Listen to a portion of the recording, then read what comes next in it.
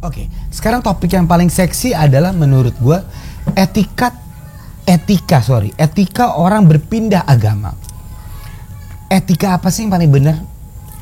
Di saat mungkin gue akan pindah atau orang lain akan pindah atau kebalikannya, etika apa yang sebenarnya harus paling benar? Ada nggak Bib? Orang datang ke lu Bib, gue mau masuk Islam. Sebenarnya etika apa sih yang bisa kita lakukan? Pada dasarnya gue melihat begini, kalau ada orang masuk Islam, gue gak euforia. Ya. Kalau ada orang keluar dari Islam, gue gak histeria. Oke. Udah biasa aja. Dengan segala kejadian itu, gue biasa aja. Iya. Nah, ya. Karena begini, orang yang keluar dari Islam, kita gak tahu juga jalan hidupnya akan seperti apa. Ya. Orang yang masuk Islam juga kita gak tahu apakah dia masuk Islamnya karena benar, atau dia akan tetap di Islam selamanya, atau dia akan menjadi baik di Islam dan lain sebagainya. Okay. Jadi udah gue berusaha untuk membiasakan semua itu. Okay. Dan yang kedua, spiritualitas Islam mengajarkan kepada gue untuk fokus kepada diri gue, tidak fokus kepada orang lain. Okay. Yaudah yang di luar itu tidak menjadi fokus gue. Adapun kalau gue didatangi oleh orang yang mau masuk Islam, ya. Biasanya yang gue lakukan adalah gue tanya dulu agamanya apa. Oke. Kalau dia agamanya Katolik, gue akan kenalkan dia ke tokoh agama Katolik yang dekat sama gue untuk dia belajar kembali agama Katolik, karena gue gak mau dia masuk Islam karena kesalahpahamannya pada agama Katolik. Oke.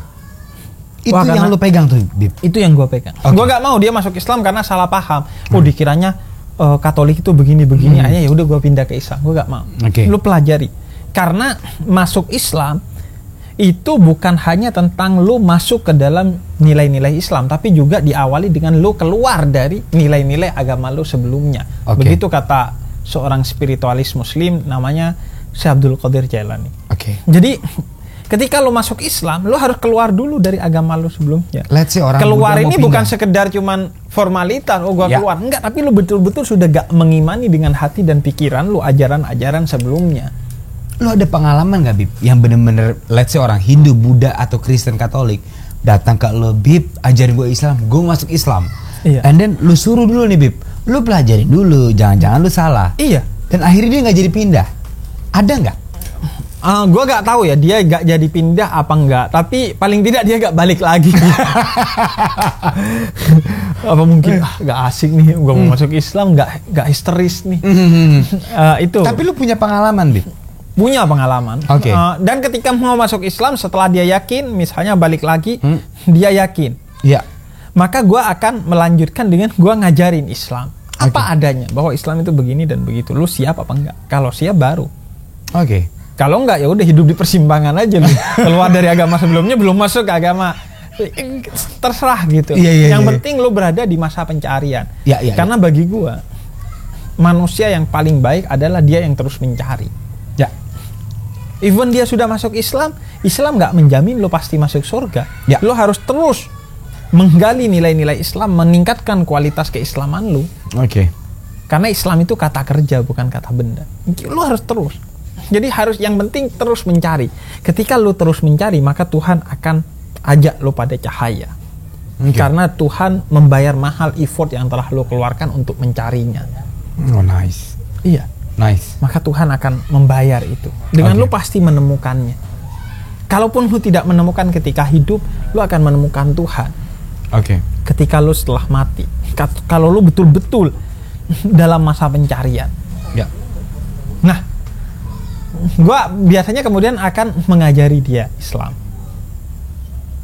Dan selanjutnya biasanya gua akan terus bimbing, atau gua titipin ke teman gua yang Muslim untuk terus membimbing dia. Dan ada pengalaman ketika ada satu orang ateis datang ke gua. Ini gua ingin menunjukkan bahwa hidayah itu tidak di tangan lu, tapi di tangan Tuhan. Dari siang hari jam 11-an dia ngobrol sama gua. Ini ateis ya? Iya, si ateis. Ngobrol sama gua. Kemudian ngobrol panjang sampai jam 3-an. Kemudian dia bilang, "Oh ya udah Bib, gua mau balik."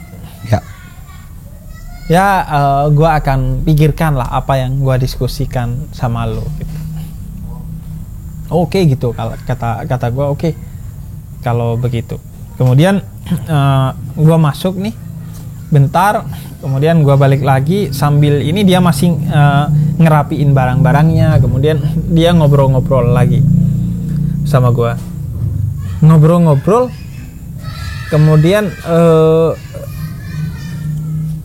gue bilang ke dia, sebenarnya kalau lu nanti mau masuk agama gue, ya, itu gue biasanya akan ajarkan dulu, minta lu belajar lagi agama sebelumnya. Oke. Tapi kalau ateis, ini gue bingung. Lu harus belajarnya kemana? Dia jawab apa? Iya. Akhirnya gue cuma ngejokes aja sih itu sebenarnya, ngejokes aja. Lu mau belajar kemana ya? Kalau ateis ya, rumah ibadahnya gak ada, tokohnya gak ada, kata gue. Akhirnya gue ngakak-ngakak terus, yaudah kalau gitu kata gue. Terus lu tahu, tiba-tiba dia bilang, Bib, gue yakin udah mau masuk Islam. Ya. Jadi ketika gue menjelaskan Islam sebagai agama dan gue menjelaskan kenapa Islam menolak ateisme, dia gak masuk Islam. Tapi ketika gue ngejokes bahwa begitu, dia merasakan, kata dia, pengakuan dia, vibes-nya itu terasa tentang ketulusan lu ngajarin gue Islam. Oke. Sehingga kemudian dia Masuk. memilih untuk masuk Islam. Bursa transfer berhasil. Bursa ya? transfer masuk. Berhasil. Okay. Artinya gue mau bilang gini, hidayah itu betul-betul di luar kontrol lo. Setuju gue, Bib. Karena begini, gue pernah tuh ada orang nanya, Bib, kenapa babi itu haram di Muslim? Terus gue ngejokes saja, kata gue, ya biar populasi babi gak habis di dunia ini. Kalau Muslim juga makan babi, Kristen makan babi, semua makan babi, habis dong babi di dunia, kasihan. Orang Cina makan babi. Iya, semua makan babi kan habis tuh. Ya. Terus dia lanjutin, kenapa di Islam gak boleh mabok? Kata gue, ya karena minuman keras itu di Islam dibilangnya minuman setan. Oke. Kalau lu minum, kan kasihan setan kehausan. Waduh, gue ngejokes aja. Oke. Terus kata dia, amazing, Bib. Ini jawaban yang gue cari. Maksud gue, lu gak tahu. Ya. Celah di hati orang, di pikiran orang itu gak tahu. Ya. Karena itu tugas lu hanya, ya udah menyebarkan dengan tulus. Ya. Apa yang menurut lu benar, apa yang menurut lu baik. Kenanya gimana, kenanya di mana, itu bukan urusan lu. Gitu. Oke. Itu yang etika beragama menurut lu ya? Iya, menurut gua nggak perlu lu terlalu memikirkan gimana agar orang itu ikut agama lu. Ya. Nggak perlu lu sampai memikirkan. Oke. Bahkan dalam Al-Quran ada ayat yang menegur Nabi Muhammad karena terlalu memikirkan umatnya. Jangan sampai kamu memikirkan berlebihan hingga menyakiti dirimu, pikiran-pikiran itu. Oke. Karena kamu tidak dibebani atas iman dan Islamnya orang. Oke. Kalau dia mau beriman, ya udah. Kalau dia mau berislam, ya udah. Kalau enggak juga bukan urusan gua gitu. Oke, Bib. Gua kalau ngikutin lu, Bib, di Instagram atau di konten manapun, lu selalu mengkumandangkan berbeda tapi bersama. Walaupun beda, yuk bareng yuk gitu loh. Malah tadi kita sebelum off cam lu nunjukin, Nat, gue bikin konten baru nih. Iya. Ada 9 kepercayaan atau apalah. Lu gabungin satu rumah dan lu ngobrol gitu loh. Kenapa lu bikin itu, Bib? Berarti lu punya sesuatu yang lu curious gitu ya? Iya. Kan apa Iya. yang salah di Indonesia? Ya gini, gue lagi bikin konten dan segera tayang, namanya Indonesia Rumah Bersama. Indonesia Rumah Bersama. Oke. Dimana itu akan ada 9 video gua ngobrol dengan semua tokoh agama dan aliran kepercayaan di Indonesia. Ya. Baik person per person tiap agama ataupun nanti digabungin. Oke. Nanti akan tayang di Jeda Nulis. Oke. Nah, kenapa gua concern seperti itu? Karena begini. Karena hidup kita itu bukan hanya soal agama saja. Ya. Tapi soal kemanusiaan, soal kebangsaan, soal anak-anak yang terlantar, soal orang-orang yang kelaparan, Ya. soal buta huruf, soal buku yang tidak bisa diakses oleh orang pedalaman.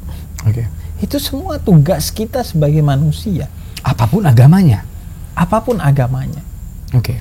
Agama itu bukan hanya mengatur hubungan lu dengan Tuhan, tapi hubungan lu dengan sesama manusia. Nice. Teosentris dan antroposentris disebutnya. Yes. Dalam hubungan gua dengan Tuhan, gua bekerja sama dengan sesama agama. Oke. Tapi dalam hubungan gua dengan sesama manusia, gua akan bekerja sama bersama-sama dengan mereka yang berbeda agama dengan gua. Nice. Nah, dan dengan begitu agama akan menjadi ajang perlombaan dalam kebaikan. Ya. Dalam kebenaran kita masing-masing. Ya. Tapi dalam kebaikan ini kita harus bekerja sama. Dalam kemanusiaan, kebangsaan. Karena dalam banyak sekali ayat, hadis, gue diajarkan bahwa Tuhan itu bukan hanya sekedar zat yang menciptakan kita. Ya. Tapi Tuhan katakan bahwa aku lapar, kenapa lu gak ngasih makan? Maksudnya aku bersama orang-orang yang kelaparan, lu kasih makan mereka, maka gue yang akan tersenyum kepada lu. Itu ada di Quran, Bib.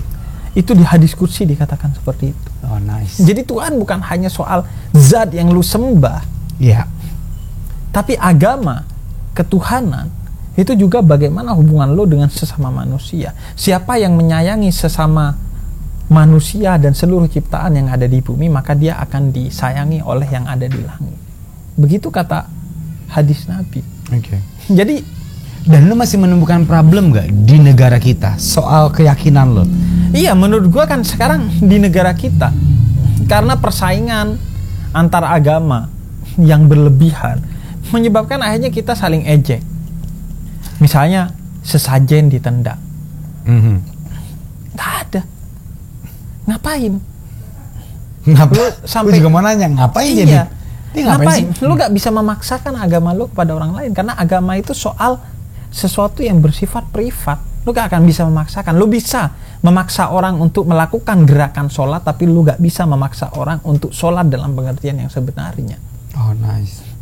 Oke. Karena itu ayah gue gak pernah memaksa gue untuk melakukan gerakan sholat, tapi ayah gue menyadarkan kepada gue pentingnya sholat. Oke. Karena dia memang bisa memaksa gue melakukan gerakan sholat, tapi hati dan pikiran gue dia gak bisa kontrol. Nih anak beneran sholat apa enggak? Karena di Quran disebutnya aqimus sholat, tegakkan sholat. Bukan hanya laksanakan sholat, tapi tegakkan sholat. Oke. Ayah gue bisa maksa gue Allahu Akbar, ruku, sujud bisa. Tapi sholat dalam pengertian sebenarnya ayah gue gak bisa maksa. Karena itu dia mau menyadarkan gue, kalau lu gak sholat efeknya ini, kalau lu sholat efeknya itu. Sehingga gue sholat dalam pengertian yang sebenarnya. Oh, keren banget. Nice. Nah,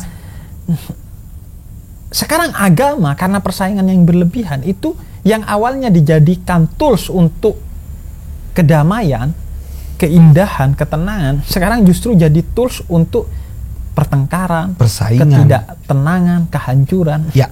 Yang satu memperolok yang lainnya memperolok yang satu.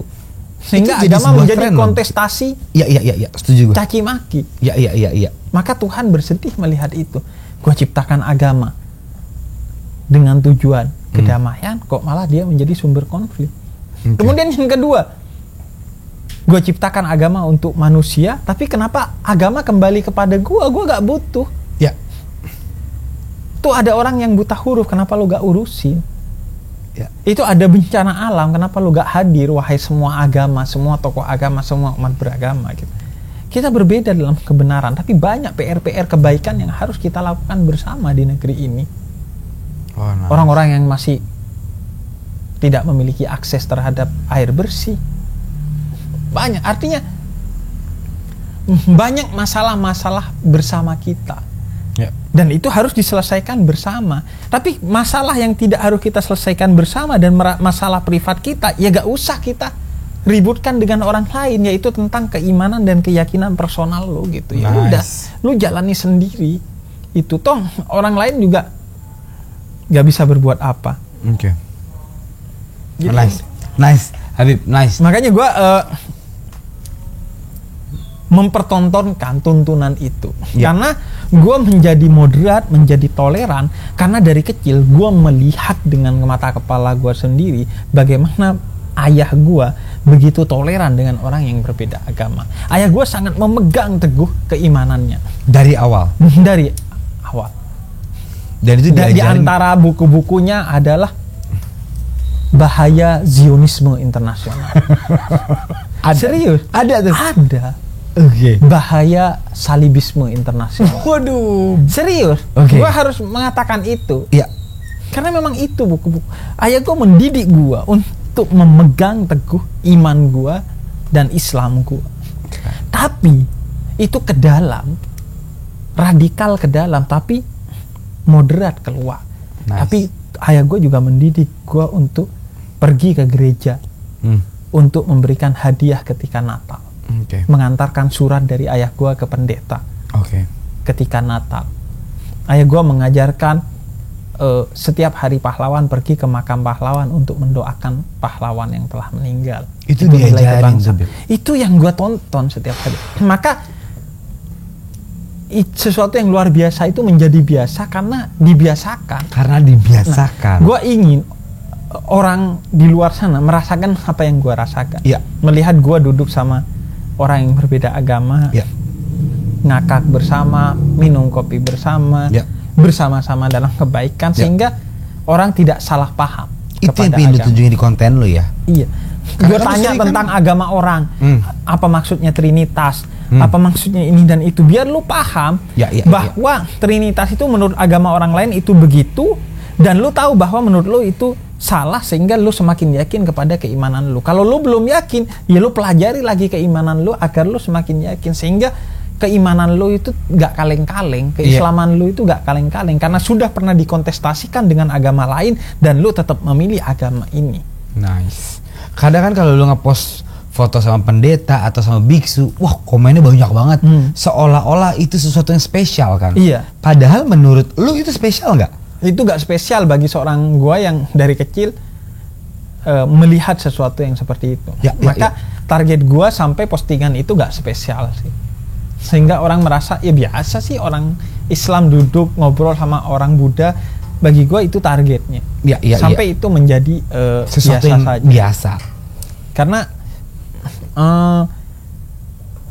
Indonesia ini kan beraneka ragam. Agama, antar agama, kemudian intra agama juga beraneka ragam. Belum lagi beda politik, beda ini, beda itu. Maka tools utamanya adalah bersama meskipun berbeda. Berbeda tapi bersama. Berbeda bukan hanya dalam agama, suku, ras, semuanya. Bahkan berbeda di dalam diri lu sendiri, lu harus bersama. Gue kasih contoh gini. Berapa banyak orang yang tidak menerima keburukannya di masa lalu sehingga dia stres di masa sekarang atau bahkan bunuh diri. Gue dulu bajingan, sekarang udah tobat tapi dia terus dibayangi oleh dosanya sehingga dia kemudian tidak pernah sehat dalam hidupnya saat ini karena terbebani oleh masa lalu. Nah, kalau lu tidak menerima perbedaan diri lu sekarang dan diri lu masa lalu, maka lu gak akan pernah hidup dalam pengertian sebenarnya. Maka lu harus biasa dengan perbedaan itu. Perbedaan bisa ada di antara lu dengan istri lu. Bahkan perbedaan bisa ada di antara lu saat ini dan lu masa lalu. Imam Syafi'i itu ada pendapatnya yang qadim, masa lalu, ada pendapatnya yang jadid, masa baru, masa kini. Kalau lu gak bisa mendamaikan itu, di dalam diri lu akan hancur. Kalau lu gak bisa menerima perbedaan lu ketika dulu bangsat dan sekarang yang sudah baik, lu akan hancur. Lu gak akan bisa hidup, bahkan lu bisa bunuh diri. Banyak film-film tentang survival itu yang bicara tentang itu, bagaimana orang yang tidak bisa berdamai dengan masa lalunya. Maka perbedaan itu ada di sekitar diri lo. Maka terimalah itu gitu. Perbedaan apapun. Jangankan itu, perbedaan akal dan hati yang sering tampak berbeda. Akal bilang pilih yang cantik, hati bilang pilih yang baik. Kalau lu gak bisa mengkompromikan semuanya, lu akan hancur. Bahkan ini tidak bicara tentang beda agama atau beda lainnya. Di dalam diri lu sendiri. Lu gak bisa mengkompromikan kaki kanan dan kaki kiri. Gimana tuh lo jalannya? Iya kan? Yang ini iya, makanya kan nggak bisa. Artinya kan sebenarnya perbedaan itu inherent dalam diri lo. Iya. Cuma lo selama ini tidak pernah menyadarinya, dan lo akan cenderung tersinggung ketika perbedaan itu ada di luar diri lo. Iya. Ketika berbeda agama, lo tersinggung. Padahal di dalam satu agama ada perbedaan, lo gak tersinggung. Kayak lo akan susah menerima perbedaan agama kalau itu terjadi di luar keluarga lo. Tapi coba yang beda agama adalah adik lo dengan diri lo, mungkin lo akan lebih bisa nerima. Setuju gue. Maka jangan-jangan ketidakmauan lo menerima perbedaan itu hanya karena itu ego lo. Ketika ego lo hilang, ketika yang terjadi perbedaan itu antara diri lo dengan adik lo, mungkin lo bisa menerima. Jadi problemnya bukan di perbedaannya, tapi bagaimana lo melihat perbedaan itu sendiri. Dengan ego atau kata Tuhan, lihatlah perbedaan itu sebagai keindahan, rahmat Tuhan. Berbeda agama menurut lo salah, tapi lo gak bisa memaksakan agama orang lain. Dan semakin dipaksakan, semakin orang itu jauh. Semakin dipaksakan, semakin orang itu jauh. Iya. Semakin dipaksakan. Seperti lo mau ngambil bola di kolam renang. Semakin lo gini-giniin, semakin dia jauh. Mungkin lo butuh tenang, baru lo akan bisa ambil bola itu. My last question, ini agak berat. Sebagai seorang Habib dan 90% mayoritas orang Islam yang di Indonesia, justru terbesar di dunia ya. Muslim terbanyak, paling besar lah ya, hampir 90%. Ini pertanyaan terakhir gue, Bib. What is your biggest fear? Sebagai seorang Habib, sebagai orang yang tinggal di Indonesia dengan 90% hampir semua masyarakat Muslim, what is your biggest fear? Apa ketakutan terbesar lo, Bib? Gua ini khawatir kemayoritasan itu menjadi mayoritarianisme, ego. Karena gue mayoritas di sini, maka gue akan seenaknya kepada orang yang minoritas di sini. Karena gue meyakini dunia ini adalah satu kesatuan. Sampah yang lo buang di Ciliwung itu berpengaruh pada ikan-ikan yang ada di Amazon. Begitu juga lo yang sok-sokan sebagai Muslim di Indonesia menindas orang yang beragama lain, maka itu akan menyebabkan orang yang mayoritas di luar sana akan menindas Muslim yang minoritas di sini karena melihat lo. Adapun sebagai seorang Habib, ketakutan gue melihat ini sebagai kebanggaan, sebagai privilege, tidak melihat ini sebagai tanggung jawab. Gue dididik jangankan sebagai seorang Habib, tapi sebagai seorang manusia, sebagai pribadi yang bertanggung jawab. Sehingga gue khawatir bagi diri gue dan bagi orang lain mungkin ya, ini jadi semacam privilege, semacam kebanggaan, sehingga lo akan bertindak seenaknya. Maka gue khawatir dengan itu. Karena itu gue melihat ini sebagai tanggung jawab. Sebagai manusia aja kita harus melihat diri kita sebagai tanggung jawab. Lo ini diciptakan gitu. Bahkan peristiwa biologisnya aja capek gitu. Iya kan? Jadi lo jangan sia-siakan itu gitu. Maka jalani ini sebagai tanggung jawab. That's your biggest Kalau fear. lu jalani ini sebagai privilege, Ya. maka lu akan merendahkan binatang karena lu manusia. Ya. Maka lu akan merendahkan tumbuhan karena lu manusia. Bahkan lu bisa merendahkan minoritas karena Anda mayoritas. Iya. Itu ketakutan terbesar lu. Itu. Okay. Sebagai Habib, sebagai Muslim, gua ingin menjalani ini sebagai tanggung jawab. Karena itu gua ingin Islam dan Habib itu sebagai rumah besar bagi semua orang. Ya. Bagi orang yang mau berteduh ketika kehujanan. Ya. Bagi orang yang mau tidur ketika tidak punya rumah. Bagi orang yang kedinginan ketika ada angin malam di luar rumah. Bagi siapa saja silahkan. Gue akan menjadi rumah yang baik. Bagi semua orang. Lu butuh selimut, gue akan siapin selimut. Dan ini diajarkan kepada gue sebagai Habib di kampung gue. Ya. Semua rumah di kampung gue dulunya itu di ruang tamu depannya ada kamar tidur dan kamar mandinya. Karena mereka selalu terbuka bagi setiap musafir. Oh, nice. Jadi gue ingin apa yang gue miliki itu jadi rumah bersama. Oke.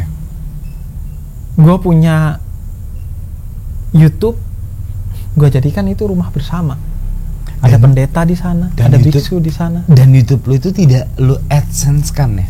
Iya, gue AdSense-in. Kenapa? Iya, itu pertama ya, agar apa yang gue dakwahkan yang mungkin kontroversial bagi sebagian orang itu tidak dicurigai bahwa itu sengaja dikontroversikan agar viewersnya banyak sehingga AdSense-nya banyak. Itu until now? Iya, udah 3 tahun dengan reasoning tadi 700.000 subscriber itu. Kemudian yang kedua, gue dididik oleh ayah gue, kalau lu gak bisa ngasih amplop kepada pendengar lo, minimal lo jangan mau menerima amplop dari pendengar lo, dari orang yang lo dakwai. Oke. Karena ketika lo gak nerima amplop dari manusia, maka Tuhan akan merasa wajib memberikan amplop bagi lo, dan amplop Tuhan selalu lebih surprise daripada amplop manusia. Karena ayah gue juga gitu, di yayasan 40 tahun gak digaji sama sekali. Oke. Dan dia merasa hidupnya baik-baik saja karena itu. Karena uang nggak bisa menjamin hidup lo bahagia. Uang nggak bisa menjamin hidup lo baik-baik saja. Tapi justru ketika uang lo tukar kepada Tuhan, ya, dengan wakaf umur tadi, ya, maka Tuhan akan jaga lo, dan walaupun nggak punya uang, lo akan baik-baik saja. Dan yang ketiga, gue nggak bisa bikin program untuk mengentaskan kemiskinan di Indonesia, ya, karena gue bukan siapa-siapa. Tapi paling tidak, gue ingin ada satu momen di mana orang miskin merasa dirinya tidak miskin, yaitu ketika nonton YouTube gue. Karena serasa nonton YouTube Premium. Gak ada iklannya. Kan yang bisa YouTube Premium hanya orang kaya kan. Maksud gue biar orang-orang miskin di luar sana pernah merasakan kaya saat nonton YouTube gue. Gak ada iklannya nih. Kaya. Lu keren, Beb. Tapi ini satu lagi nih, Beb. Nih, semua kru gue dari tadi bertanya. Nat, gue nitip satu pertanyaan ya. Apa Ram tadi pertanyaan Ram? Apa arti istiraj? Dan itu istiraj itu untuk orang Islam doang atau semua manusia di bumi? Iya, istidroj. Istidroj itu artinya lo diberikan kenikmatan. Iya. Dan kenikmatan itu membuat lo sombong, membuat lo tersesat. Dan Tuhan tambahi kenikmatan itu agar lu semakin tersesat. Karena lu tidak pernah memikirkan, menyadari, dan bertobat dari kesesatan itu. Oke. Itu bisa menimpa siapa saja. Iya. Dan itu tidak mesti dalam bentuk harta. Ya. Bisa dalam bentuk ketenangan. Bahkan bisa dalam bentuk peribadahan. Lu beribadah, kemudian lu semakin sombong, merasa diri lu suci, maka Tuhan bikin lu semakin sombong dengan semakin banyak ibadah. Karena itu juga gak mesti tentang kekayaan, bisa juga kemiskinan. Oke. Dengan perasaan miskin lu merasa dekat dengan Tuhan, akhirnya Tuhan bikin lu semakin miskin. Kan nggak enak ya, miskin di dunia, miskin di akhirat. Gitu. Artinya istidraj itu adalah satu kode dari Tuhan agar lu hati-hatilah dalam segala hal. Dalam segala hal lu hati-hati. Segala keputusan lu itu akan dimintai pertanggungjawaban. Maka hati-hatilah dalam setiap keputusan lu gitu.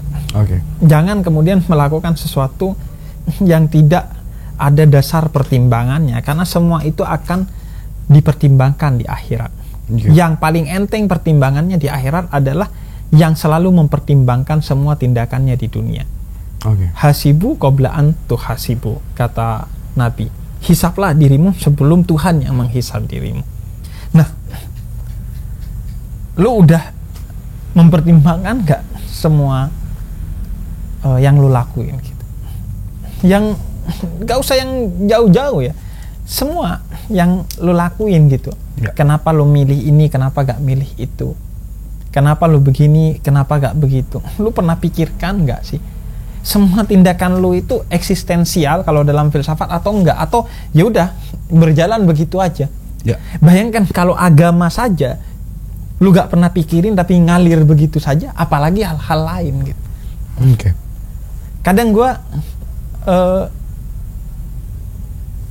memikirkan ya, kayak kita kalau ada semut tuh mau naik ke minuman atau makanan kita langsung sentil aja gitu. Lu pernah mikirin nggak sih tindakan itu udah bener apa enggak gitu? Yang perlu harus lu selamatkan nyawanya semut itu atau kopi lu gitu. Kalau Habib apa biasanya? Nah, kalau gua sentil. Kali saya juga begitu. Apa itu salah, Bib? Nah, iya, artinya kan kalau gue belajar dari spiritualis Muslim, dia itu tidak akan melakukan itu. Bahkan ada seorang ibu-ibu di Jogja yang setiap satu makanannya laku, makanannya itu kayak lontong tapi dikasih gula Jawa. Kemudian setiap satu bungkus dia kasih satu tetes ke tanah agar dimakan oleh semut gula Jawanya. Gue gak sampai di sana. Artinya lu pernah sampai titik itu nggak sih? Ya. Apalagi di era sekarang, Instagram lu scroll, lu like itu ada pertimbangan eksistensialnya nggak sih? Lu udah berhati-hati atau enggak gitu? Ya. Artinya gitu. Maka lu akan kaget sama orang-orang yang begitu eksistensial hidupnya. Kepada seorang tukang pecel yang pernah gua temui, yang hanya menjual 42 bungkus pecel setiap hari. Padahal pecelnya enak dan yang ngantri itu ratusan. Jadi berebut, 1 jam habis, 2 jam habis. Gue bilang, kenapa lu gak bikin pecel ratusan agar semua dapat? Kenapa? Sehingga lu kaya gitu. Kenapa? Terus kata dia, karena gue cuman butuh rezeki dari 42 pecel setiap hari. Kalau gue jual ratusan, maka akan lebih dari yang gue butuhkan. Dan gue takut gue tersesat dengan kelebihan itu. Jadi gue gak mau main api deh. Jadi dia gak mau main ratusan karena takutnya juga jadi iklan ratusan. Berapa lah? Dan juga kata dia, kalau lebih, gue khawatir pecel ke 43 dan seterusnya itu jatah rezekinya tukang bubur, keren tukang banget. nasi kuning. Serius Dia ngomong gitu? Serius. Ya gak mungkin kan gue ngarang cerita sedetail itu ya. Maksud gue dia minimal kalau gue ngarang cerita gak kira pecel gitu. Pecel ini kan makanan Jawa Timur, karena gue ketemunya di Jawa Timur penjual ini. Tapi reasonnya dia itu. Dan gak mungkin juga gue ngarang reason itu. Iya. Oh nice. Iya. Oh nice. Kayak banyak lah gue belajar dari gitu-gitu. Kayak penjual bensin eceran di pintu keluar pom bensin. Iya. Bayangin loh, kalau gue kan gak akan melakukan tindakan bodoh itu. Ya. Tapi kata dia itu bukan tindakan bodoh. Kata dia rezeki Tuhan itu sudah ditentukan. Nice. Dan gue yakin Sehingga kemudian orang yang antri, yang malas, akhirnya dia pergi ke bensin eceran ini. Artinya, gitu, istidraj mengajarkan untuk lo tidak berada di zona nyaman. Ketika sesuatu itu sudah nyaman, coba lo pertanyakan, apakah kenyamanan ini sudah sesuai dengan nilai keagamaan lo, dengan nilai kemanusiaan lo, apakah sudah sesuai? Jangan sampai lu nyaman di atas penderitaan orang lain gitu. Gue gak mau bilang orang nyaman pasti di atas penderitaan orang lain, tapi paling tidak lu memikirkan itu ketika lu nyaman gitu. Termasuk juga bagi diri lu sendiri. Sesekali mungkin lu harus keluar dari zona nyaman itu. Agar hidup masih menjadi ujian bagi lu. Karena ketika hidup sudah dijalani tidak sebagai ujian, tapi dengan rutinitas yang begitu nikmat, maka peluang lu tersesat itu lebih besar. Karena lu akan menjadi seperti robot yang setiap hari mengerjakan itu. Hati-hatilah kepada itu gitu. Seperti gua dulu ketika masih ngantor, itu dari kosan gua ke kantor itu sering kali gua tuh gak sadar tiba-tiba nyampe saking udah rutinnya. Udah kayak robot dong. Betul, makanya tantangan demi tantangan itu harus kita lewati. Karena manusia itu hidup dari kejutan-kejutan itu gitu. Dari ledakan-ledakan itu kita hidup gitu. Seperti enjoying proses itu ya. Pernah Bib dari kosan ke kantor gitu aja dah. Pernah gua gitu. Gua gak sadar gitu. Dan manusia itu bukan samudra di manusia itu, kata Jalaluddin Rumi, bukan tetesan di tengah samudra, tapi samudra dalam bentuk tetesan. Lu ini maha luas gitu. Jadi jangan mau lu dikecilkan oleh rutinitas itu. Mengerjakan hanya satu pekerjaan seumur hidupnya. Menjalani satu hal seumur hidupnya. Cari, gali gitu samudra dalam diri lo gitu. Sehingga Tuhan nggak ngerasa sia-sia banget lah ciptain lo gitu. Tuhan bangga lah paling tidak sama lo gitu. Sudah terjawab ya. Sudah terjawab ya. Habib Jafar, thank you banget ya. Thank you. Ini ilmu yang gila, gokil sih, gue suka banget. Conversation ini gue suka banget sih. Banyak belajar lah gue ya. Sekali lagi terima kasih banyak Habib. Thank you Nat. Have a nice day. Thank you Habib Jafar everybody.